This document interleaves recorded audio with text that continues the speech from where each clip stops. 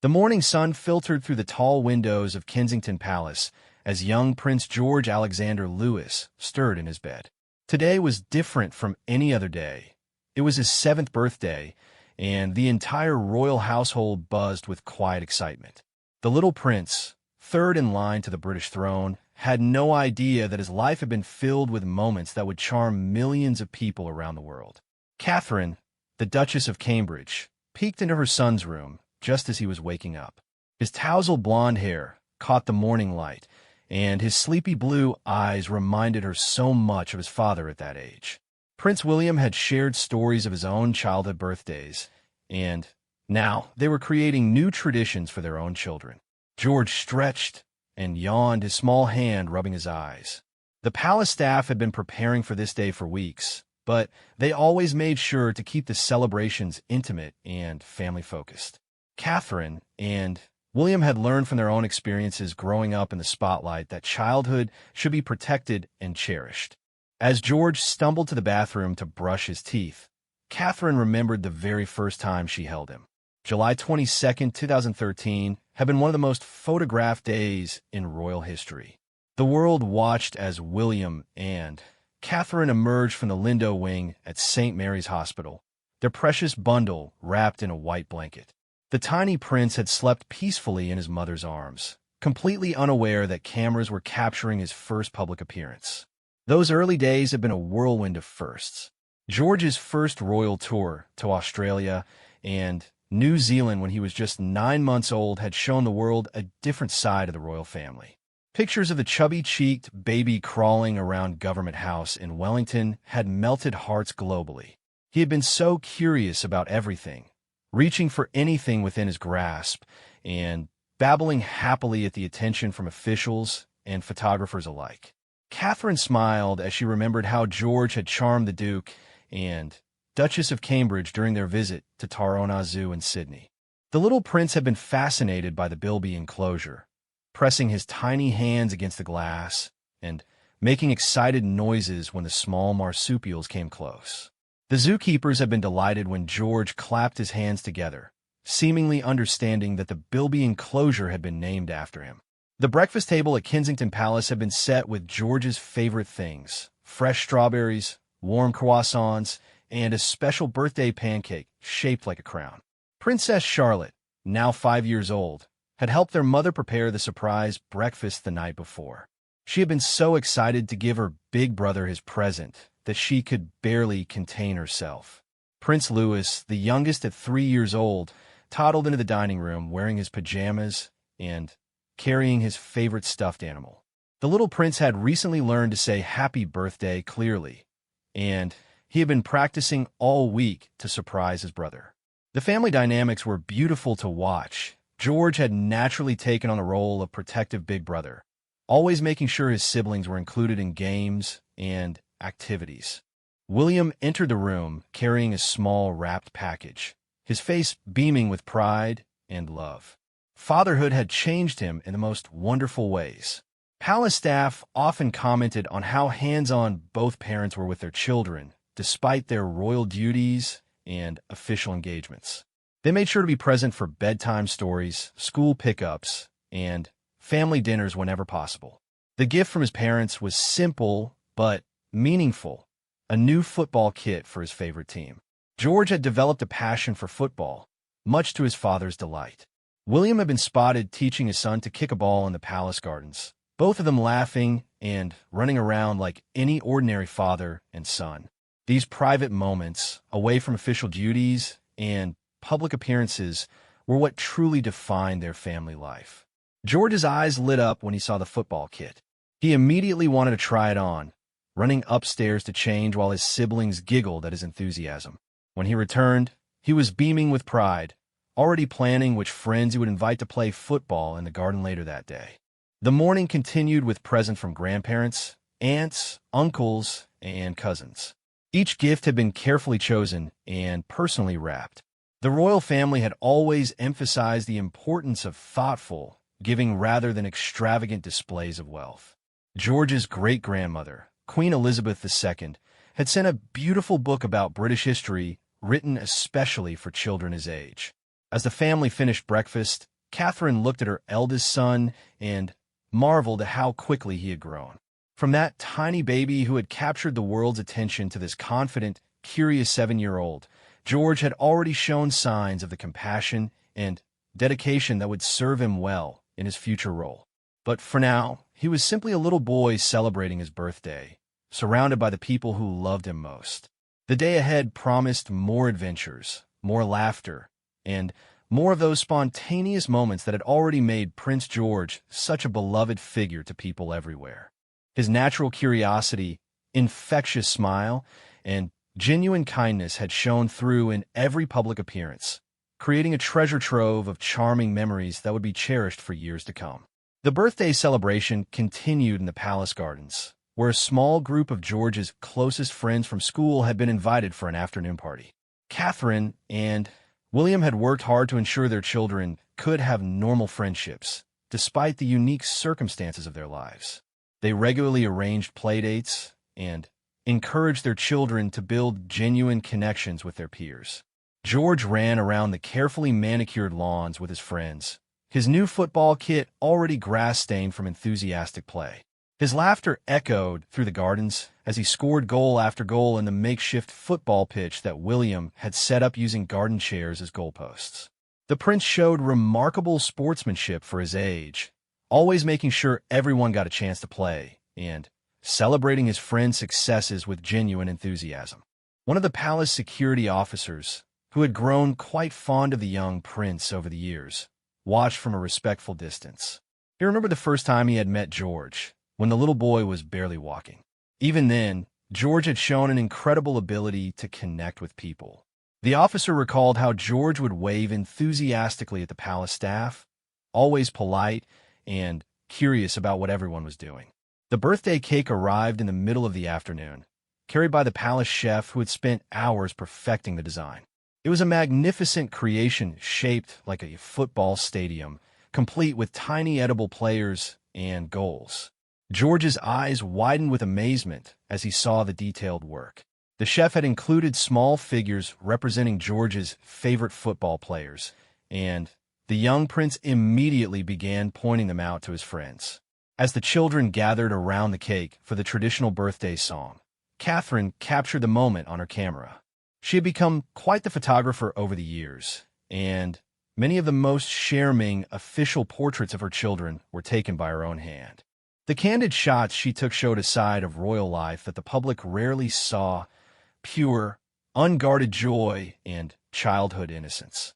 The singing of Happy Birthday was enthusiastic but slightly off-key, as it always is when young children lead the chorus. George stood behind his cake, his face glowing with happiness, his blonde hair catching the afternoon sunlight. When it came time to blow out the candles, he closed his eyes tightly and made a wish that he kept secret, just as his mother had taught him. Princess Charlotte had been helping to serve cake to all the guests, taking her role as party assistant very seriously. She had inherited her mother's natural grace and was already showing signs of the poise that would serve her well in public life. The little princess made sure everyone had enough cake and juice, checking with each child to see if they needed anything else. Prince Louis, meanwhile, had discovered that he could make the other children laugh by making silly faces while eating his cake. His natural comedic timing and infectious giggle had everyone in stitches. Even the usually formal palace staff found themselves smiling as they watched the youngest prince entertain his brother's friends with his impromptu comedy show. William joined in the football game after the cake had been eaten, and soon found himself being tackled by a group of 7-year-olds who had temporarily forgotten they were playing with a future king.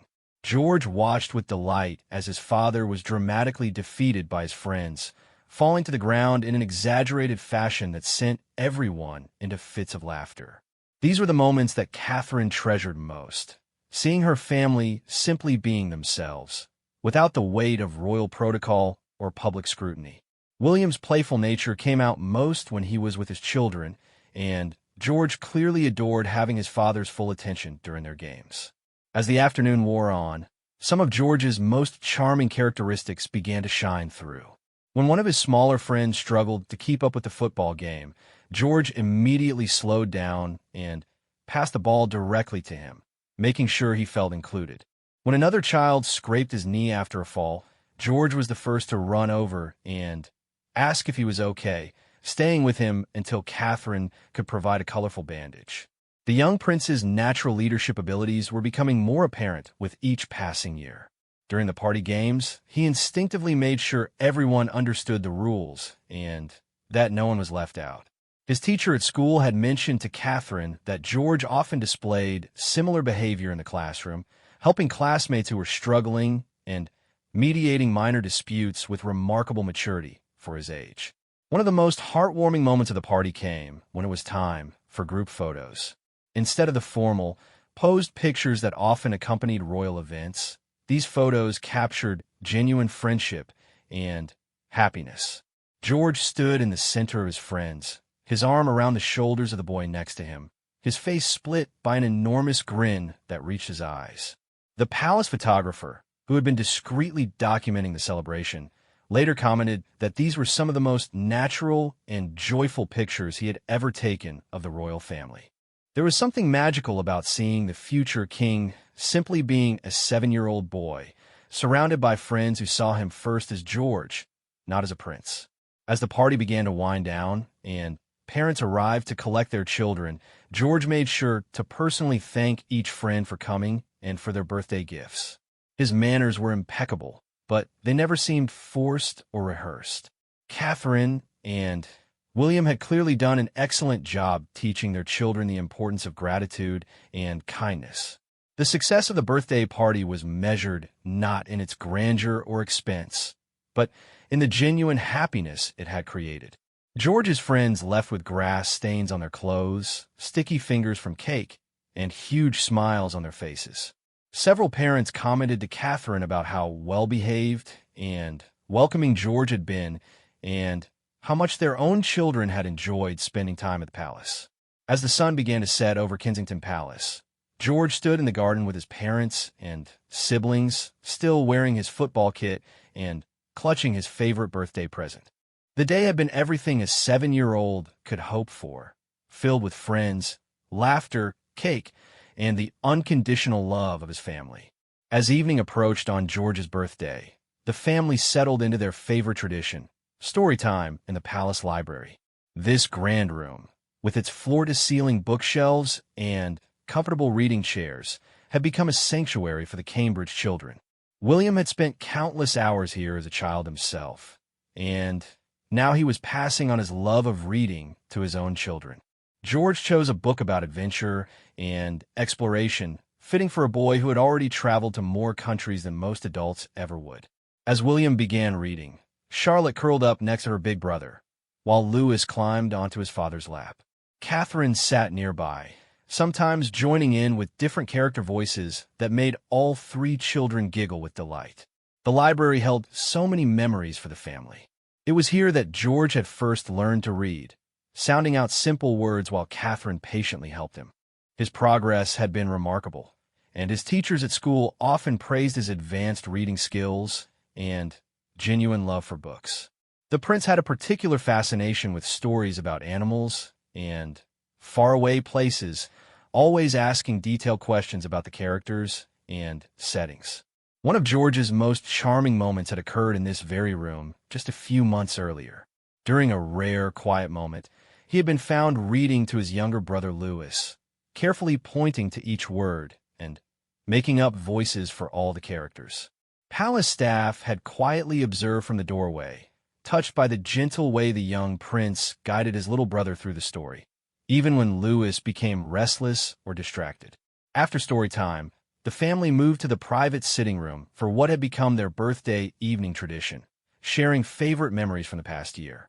William and Catherine had started this practice to help their children reflect on their experiences and express gratitude for the special moments they had shared together. George thought carefully before speaking, his young face serious with concentration. He talked about learning to ride his bike without training wheels in the palace courtyard, with William running alongside him offering encouragement. The breakthrough moment had come on a sunny Saturday morning, when George suddenly found his balance and pedaled confidently across the courtyard, his parents cheering and clapping from the sidelines. He also mentioned his first school sports day, where he had participated in the egg-in spoon race with intense concentration, his tongue poking out slightly as he focused on keeping the egg balanced. Catherine had captured the perfect photo of him crossing the finish line with his egg still intact, his face beaming with pride and accomplishment. The image had shown the world that despite his royal status, George experienced the same simple childhood joys as any other 7-year-old. Charlotte chimed in with her own favorite memory involving her big brother, the day George had taught her to kick a football properly in the garden. She had been struggling with her technique, growing frustrated when the ball wouldn't go where she wanted it to. George had patiently shown her how to position her feet and where to aim, celebrating enthusiastically when she finally managed to score a goal between the makeshift goalposts. The conversation turned to some of George's most public moments from the past year, including his appearance at Trooping the Color, where he had stood on the Buckingham Palace balcony with the rest of the royal family. The young prince had displayed remarkable composure during the ceremony, waving enthusiastically at the crowds below and watching the RAF fly over with obvious excitement. One particularly charming moment from that day had been captured when George was spotted covering his ears during the loudest part of the flyover, his face scrunched up in concentration as he tried to protect his hearing while still watching the spectacular aircraft display. The image had gone viral on social media, with people around the world commenting on how relatable and endearing the young prince appeared. Catherine recalled another delightful moment from earlier in the year when George had accompanied his parents to a polo match. While William played, George had been spotted running around the sidelines with other children, completely absorbed in his own games and adventures. At one point, he had been photographed sliding down a small hill on his bottom, his smart outfit completely forgotten in the pursuit of childhood fun.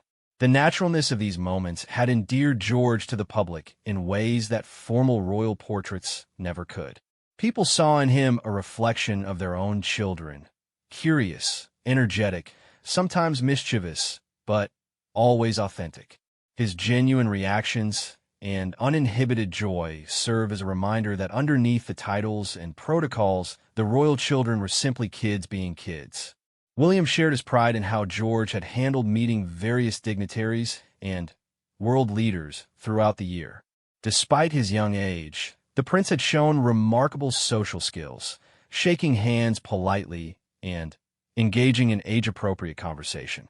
During one memorable encounter with a visiting head of state, George had asked thoughtful questions about the leader's country, showing genuine interest in learning about different cultures and traditions. The family also reminisced about their private holidays, particularly their trip to the Isles of Scilly, where George had spent hours exploring rock pools and building sandcastles. Catherine had captured beautiful photographs of her son, discovering sea creatures and collecting shells, his face lit up with wonder and curiosity. These private moments away from the public, I allowed George to simply be a child, free from the expectations and responsibilities that would one day be his. As the evening continued, palace staff quietly prepared for the final birthday surprise, a video call with Queen Elizabeth II and Prince Philip, who wanted to personally wish George a happy birthday. The young prince's relationship with his great-grandmother had always been special, and these regular video calls had helped maintain their close bond despite busy schedules and official duties. When the call connected, George's face immediately brightened as he saw his great-grandmother on the screen. The Queen, who had always had a soft spot for her great-grandchildren, smiled warmly as George excitedly told her about his day. He showed her his new football kit and described the party games with such enthusiasm that even the usually composed monarch was seen chuckling at his animated storytelling. The conversation revealed another of George's most charming qualities, his ability to connect with people across generations. Despite the significant age gap and formal relationship, George spoke to his great-grandmother with genuine affection and interest, asking about her day and sharing details about his own activities with the unself-conscious honesty that made him so endearing. As the video call ended and the family began preparing for bedtime, George reflected on what had been a perfect 7th birthday. surrounded by the love of his family and friends. He had experienced another day of the childhood happiness that his parents worked so hard to preserve and protect. The following morning brought a different kind of celebration as the Cambridge family prepared for a special outing to mark George's 7th birthday week. Catherine had planned a visit to the Natural History Museum, knowing her son's fascination with dinosaurs and prehistoric creatures had only grown stronger over the past year. This private tour would allow George to explore his interests without the usual crowds and media attention. As they walked through the museum's grand entrance hall, George's eyes immediately went to the massive Diplodocus skeleton that dominated the space. His knowledge about dinosaurs was impressive for a 7-year-old, and he excitedly pointed out various features to Charlotte and Louis, who listened with rapt attention to their big brother's explanations. The museum curator, who was leading their private tour, was genuinely impressed by George's detailed questions about the prehistoric creatures. One of the most charming moments came when George encountered the museum's interactive exhibits. Despite his royal upbringing, he wasn't afraid to get his hands dirty, digging for fossil replicas in the sandpit and carefully brushing away debris with the enthusiasm of a professional paleontologist. His concentration was absolute, his tongue poking out slightly as he worked to uncover each treasure, completely absorbed in the scientific process. Charlotte and Louis watched their brother with admiration, trying to copy his careful techniques as they searched for their own discoveries. George immediately became their patient teacher, showing them how to use the brushes properly and explaining what they might find. When Charlotte uncovered a particularly exciting fossil replica, George's excitement matched her own, celebrating her discovery as if it were a real archaeological breakthrough. The family's visit to the planetarium proved to be another highlight. As they reclined in the dark theater and watched the stars and planets dance across the dome above them, George asked thoughtful questions about space exploration and astronomy. His curiosity about the universe beyond Earth reflected the same wonder and intelligence that had charmed everyone who met him since he was a baby. William and Catherine watched their son with pride as he engaged with the museum experience. They had always encouraged their children's natural curiosity, believing that learning should be fun and engaging. George's genuine enthusiasm for discovery and knowledge was exactly what they hoped to nurture in all their children. After the museum visit, the family stopped for a casual lunch at a small cafe nearby. This simple pleasure, sitting around a table, sharing food, and conversation without ceremony or protocol, was something Catherine and William treasured. George ordered his favorite sandwich and chatted easily with his siblings, his earlier excitement about the museum still bubbling over in his animated descriptions of everything they had seen. The afternoon brought them to one of George's favorite places, a local park where he could run and play freely. Despite having access to the magnificent gardens at Kensington Palace, there was something special about playing on the same equipment that other children used every day. George climbed the jungle gym with athletic grace, his earlier formal museum behavior replaced by the natural exuberance of childhood. Other families at the park treated them with respectful normalcy, allowing the royal children to play without interference or excessive attention. George had learned to navigate these public spaces with remarkable maturity, understanding intuitively when to acknowledge recognition with a polite wave and when to simply continue playing. His social awareness was sophisticated for his age, yet he never let it interfere with his enjoyment of childhood activities. When a football appeared on the playground, George immediately gravitated toward it, organizing an impromptu game with several other children who were playing nearby. His natural leadership skills emerged as he explained the rules and made sure everyone felt included, regardless of their skill level. The ease with which he made new friends and brought children together demonstrated the same charisma that had charmed world leaders and dignitaries. Catherine captured several beautiful photographs of George during their playground adventure, including one precious shot of him helping a younger child reach the monkey bars. The image perfectly encapsulated his caring nature and natural instinct to help others qualities that would serve him well throughout his life and eventual role as king. As they prepare to leave the park, several parents approach Catherine and William to thank them for raising such well-mannered and inclusive children. One mother mentioned that George had specifically sought out her shy daughter and encouraged her to join their game, making sure she felt welcome and included. These spontaneous testimonials about George's character meant more to his parents than any official recognition or award ever could. The drive back to Kensington Palace gave the family time to reflect on their day together. George sat between his siblings in the back seat, still chattering excitedly about the dinosaur skeletons and planning his next museum adventure. His enthusiasm was infectious, and soon all three children were discussing what they wanted to learn about next, with George naturally taking on a role of expedition leader for their future educational adventures. That evening, as the family relaxed in their private sitting room, George pulled out his new sketchbook and began drawing pictures of the dinosaurs he had seen at the museum. His artistic skills were developing nicely, and he took great care in adding details that he remembered from their visit. Charlotte and Louis watched over his shoulders, asking questions about each creature and requesting their own dinosaur drawings. The peaceful domestic scene was interrupted by a surprise visit from Prince Harry, who had driven over specifically to see his nephew on his birthday week. The bond between George and his uncle was special, built on shared jokes, playful wrestling matches, and Harry's ability to bring out George's mischievous side in the most delightful ways. Harry's arrival immediately transformed the quiet evening into an adventure.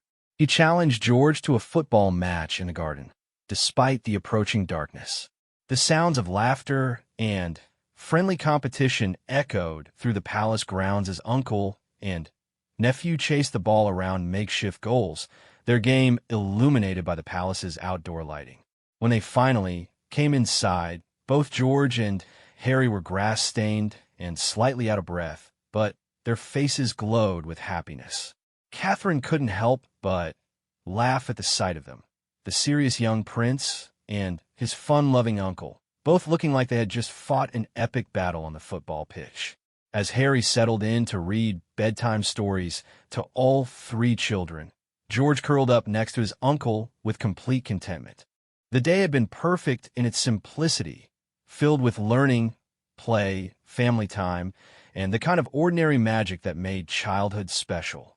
These were the moments that would stay with George forever, shaping his understanding of what truly mattered in life.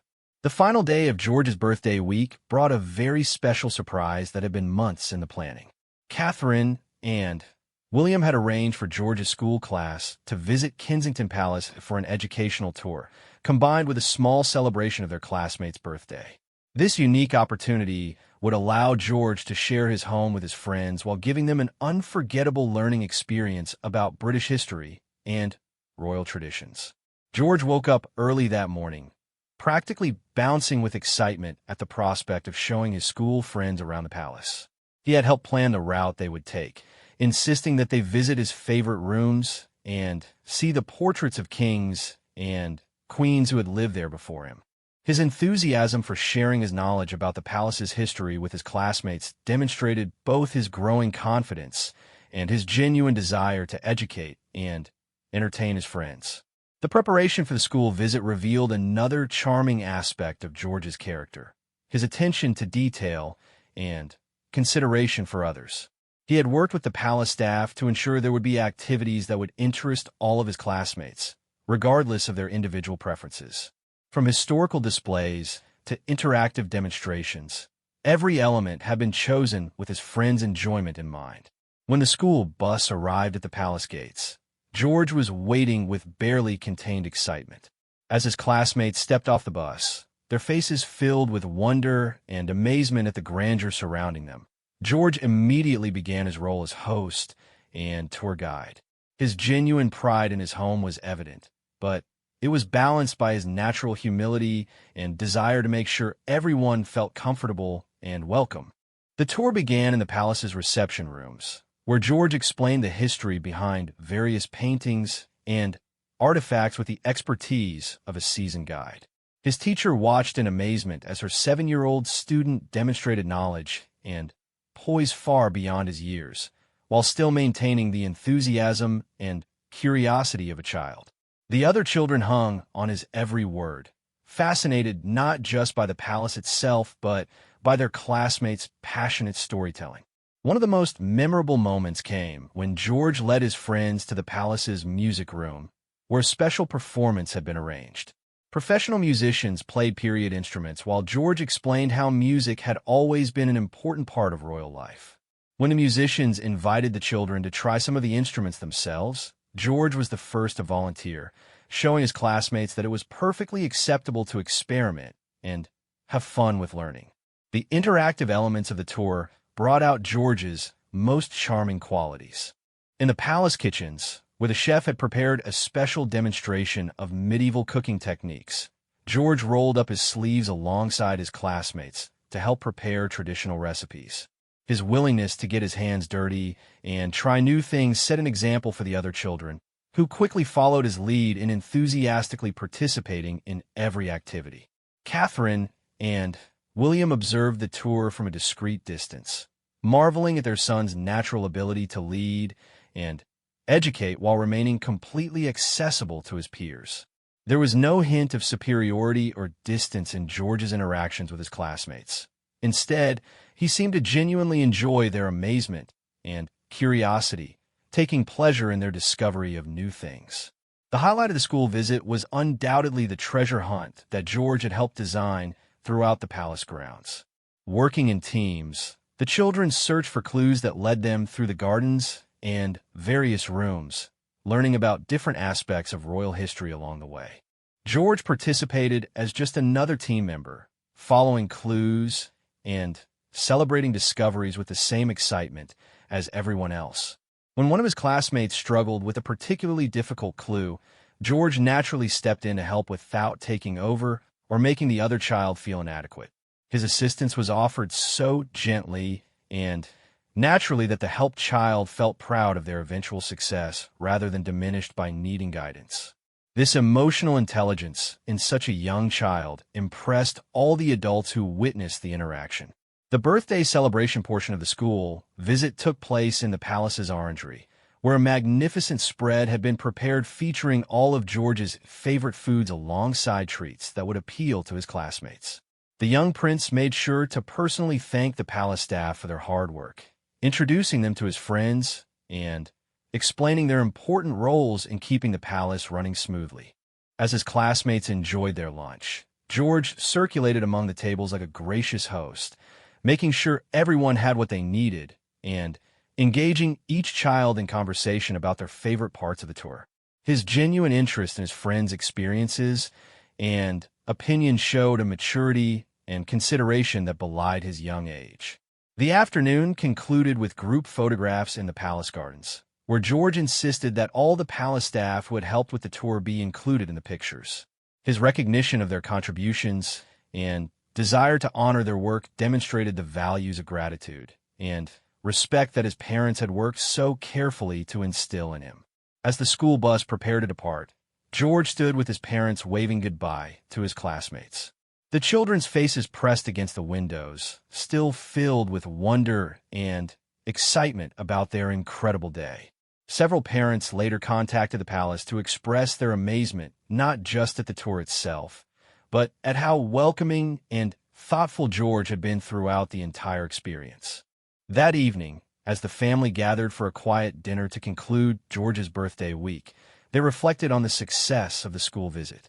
George's ability to share his privileged world while remaining completely grounded and connected to his peers had been remarkable to witness. He had managed to be proud of his heritage without being boastful, knowledgeable without being condescending, and generous without being patronizing. Catherine and William realized they were witnessing the emergence of the future king's public persona, confident, warm, educated, and genuinely caring about others. At just 7 years old, George was already displaying the qualities that would serve him well throughout his life, whether in private moments with family or in his eventual role as a leader and representative of his country. As George drifted off to sleep that night, surrounded by the birthday gifts and memories of an incredible week, he embodied the perfect balance of royal responsibility and childhood joy. His charming moments throughout his 7th birthday celebration had shown the world a young prince who was growing into his role with grace, humor, and an authentic love for life that promised wonderful things for his future. The week of celebrations had created countless new memories and strengthened the bonds between George and everyone in his life.